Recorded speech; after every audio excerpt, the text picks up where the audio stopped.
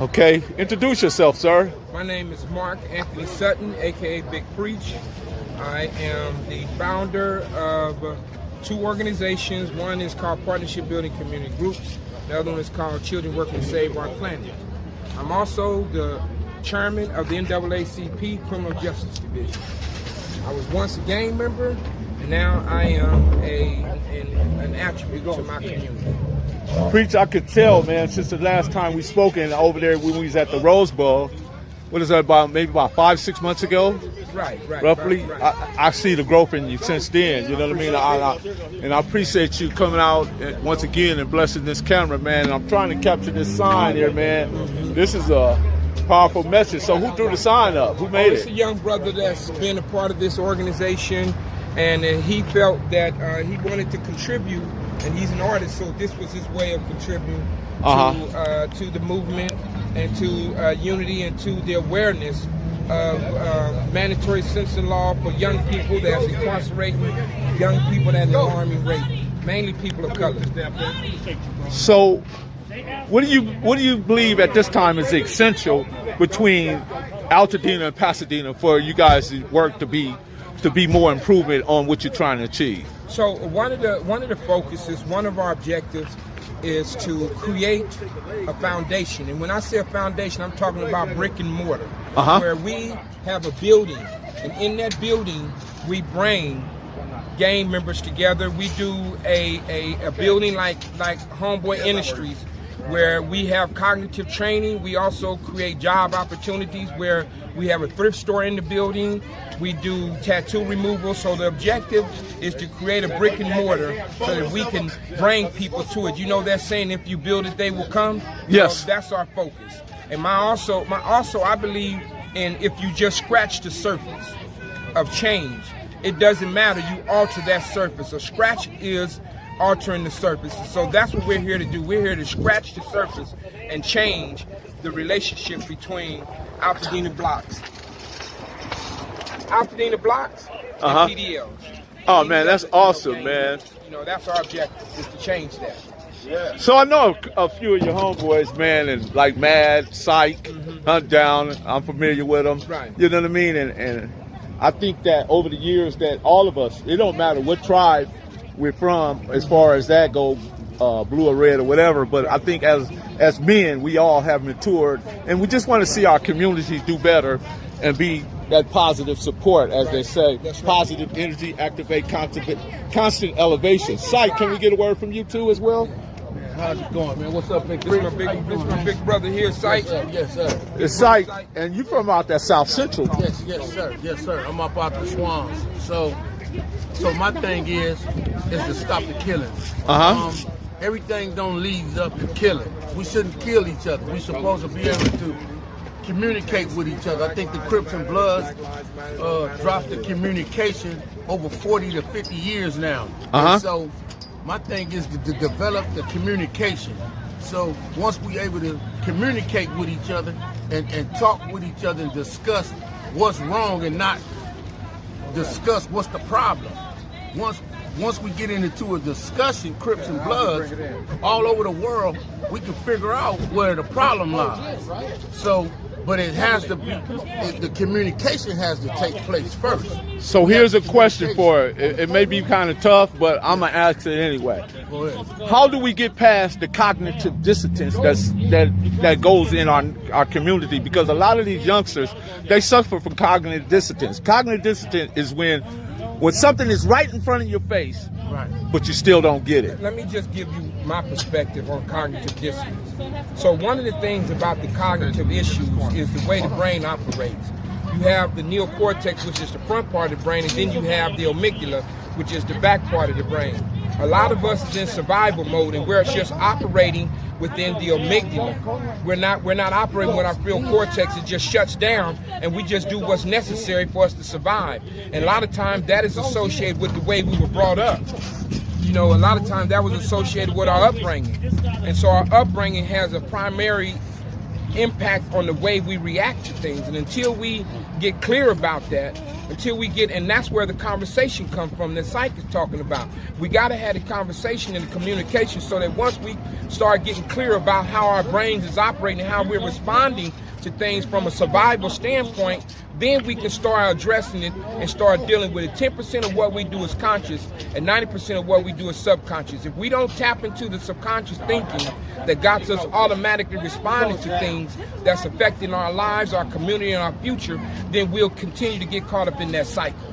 So, again, just because we have a righteous indignation, some of us have suffered from righteous indignation come into play. Does that interfere any type of way, do you see? Because, I mean, some of us have a right to be mad about certain things. Well, when you come to a point where you dehumanize another human being, so we all been taught manners, etiquette, proper etiquette. But in the game culture, you're not allowed to practice that because of the toughness, the macho-nism. So now that we older, we understand what the difference between macho-nism and being humble. Being humble don't mean that you're soft. Being humble means that you're digging within you and in yourself. That's just my logic. And you tapping into the love that's in you. So you able to see a Crip. What's up, homie? You able to see a Blood? What's up, homie? You able to see a Hispanic? What's up, bro? Or you able to, prime example, if you and your female is having a discussion and your temper flare and you get to calling her out of her name, then you got to evaluate yourself. And so every human being on the earth has to evaluate themselves. So the Crip and Blood mentality, we have destroyed that within us. Prison, YA, county jail, because you're not allowed to show that humble side. You got to be aggressive. So you got to have that fist face, huh? Exactly. So we're changing that now because that's all falsehood. That's falsehood. Right. That's false. We able to communicate with other tribes. Hey, what's going on? How can we fix this? Okay, let me hit you with another one. Okay, it ain't the fact that they don't know what think or how to think. It ain't even the fact that they don't understand. What happens also is that they equate feelings with emotions, and then when you equate feelings with emotions, it become emotionalized, and then where were we at that point? Let me share something with you that helped me kind of shift my thinking a long time ago. What I learned is that my thoughts are not me. So a long time ago, I always believed that if I thought it, I had to act on it. Right? So if I got angry, and I was taught that you do something with anger. So anger requires that I do something with it, and usually it was something violent. Right? So when I finally realized that just because I got angry, just because I got upset about something, didn't require that I had to do something with it. It was just something that I thought about, I sat in it, I made the decision not to allow my automatic behavior, which is my survival instincts, to kick in, which would cause me to react. I remember I moved to Wisconsin, and when I was in Wisconsin, I got ready to get in a fight with some people. Right? Now, they ain't never, back then, there wasn't no Crips and Bloods in Wisconsin or no damn, they were just California based. I started hollering out my hood, fool, this woo-woo, and they was like, what the hell is he talking about? What is he talking about? Why is he hollering out his hood to me? Right? What is he even saying? The reason why I'm bringing that up is because my instincts, my automatic survival instincts triggered that. Right? So, because in other situations, when it was a confrontational situation, I automatically yell out my hood and all that, right? And then we took off, right? So it became a part of my subconscious thinking. So would it be fair to say you was caught up in your own local thinking?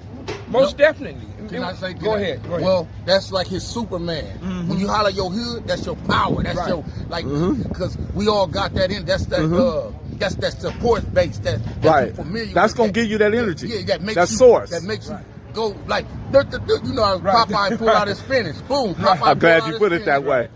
Superman running the phone booth.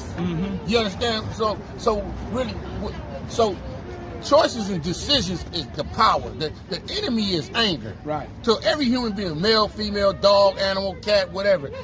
That's why God tests us. He tests our temperament. You get it? It's our temperament. So, but if you can't identify with that, you point the finger at everybody. You point the finger at the Crips, the Bloods, this, that, this. No, we gotta point our finger at ourselves. The man in the mirror. Exactly. And until we start bringing that water, if I say, so when you look out in the ocean, you see an iceberg. 10% of the iceberg is out of the water, and 90% of it is under the water. That's directly associated with the way we think. So we got to bring that water level down so we can start seeing what's in the dark. We can start seeing what's triggering our reactions, what's triggering our behavior, right? If there's three mind thoughts. Is you know what you know what you don't know, and you don't know what you don't know. The don't know what you don't know is the part of our thinking that gets us constantly caught up. Because if you don't know that you're reacting in a survival instinct based upon something that happened to you in the past, you're not even aware of it. Right? So a lot of people are not even aware that they're in automatic reaction. It's just like a woman who constantly keep picking the same type of man. Right. And she keeps saying, why I keep getting the same type of man, right? Well, in her mind, she done figured out a type of man she wants, even though that man that she wants is toxic, right? But she's in automatic reaction, right? And so that's what it's about. Go ahead. Would you say that's a childhood conditioning? Yeah, it's associated with childhood conditioning. It can be associated with adult conditioning because you could have been in a relationship, right? I got an MLK code. MLK said that the two most dangerous things in our society is sincere ignorance and conscientious stupidity. Right. Sincere ignorance is that you just don't know, but the conscientious stupidity, they're the worst because they know, but they just don't give a damn. Right. And the ones who don't give a damn are usually the ones who are stuck in a certain comfort zone. Even if they don't, when they say they don't give it them, that comfort zone, even to their own demise, even to their own misery, they'll react.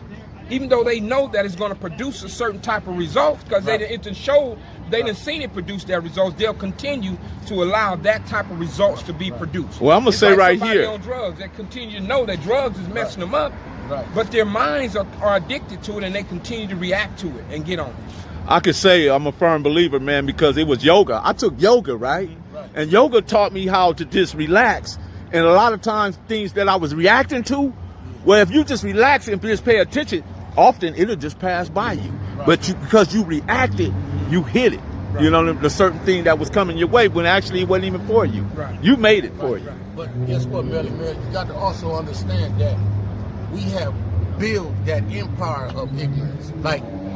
So now it has to be broke to the point where righteousness has to be built. So the challenge when you hear certain homies say they ain't with the peace, they ain't with that, is because they comfortable with what they build up in the ignorant state. So now we tearing it down with self first. Right. Like me, I can speak for myself. I'm tearing it down with self because it's a blessing. It feels good to be amongst other tribes and be able to communicate and share love and break bread and march and walk with each other. Especially when you find out you got the commonalities. Exactly. Yeah. So some people don't accept that challenge. See, life is a challenge, and it's in the book, both the Quran and the Bible. God gonna test us. So you either gonna step up to it, or you gonna have to be either forced. Hey, man. And I'd rather not. I just step up to it because I don't want to be forced into it. Forced meaning you can either get paralyzed. Man, I think you guys are doing an amazing job, and I hope you continue to drive it, and I hope you get all the support that you need, because this is important, man, because a lot of these brothers out here, man, young brothers, they're information poor and they suffer from information malnutrition. And it's important, brothers like yourselves, to continue to pour that information, pour into them, and just have patience with them, because at some point they will catch on. Well, you know, I just want to let you know that I appreciate you, Melly Mel, because you know you get out and you work at getting the message out there. You work at getting our voice out there. You do your part, and you know, and you're on the front line with us. You know, you out there, and so that's, you know, and it's a blessing to have a brother like you that shows up on the scene and do what you do. Man, I appreciate that. We're going to leave it right there. Professor Melly Mel, the Hood Post, man. Man, y'all know the vibe. I'm out here with Preaching Psych, man. Y'all know what it is. We out. Peace. I am not finna play with these niggas. Hold on. Hey, put the tag on my neck. Bitch, I'm iced out. You ain't never seen her and it came my nigga pipe down. Fuck a nigga mean. I got